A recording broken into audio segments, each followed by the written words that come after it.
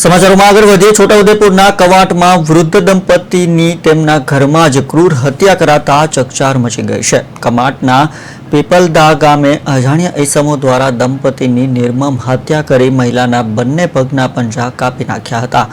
હત્યારાઓએ દંપતીને ગળા તેમજ મોઢા અને સહિતના શરીરના ભાગોમાં તીક્ષ્ણ હથિયારોના ઘા કરી હત્યા નિપજાવી હતી.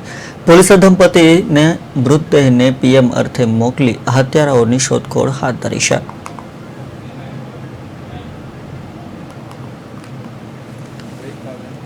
કવાંટ સ્ટેશન ખાતે પીપલદા ગામે જરી નિશાળ ફળિયા ખાતે બે વૃદ્ધ દંપતીની લૂંટના ઈરાદે હત્યા કરવામાં આવી છે, જેમાં મરણ જનાર ગંજીભાઈ અને તેમના પત્ની ચીમટીબેન, તેમના પત્નીના બંને પગ કાપીને કડા ચોરી લૂંટ કરી લેવામાં આવેલ છે.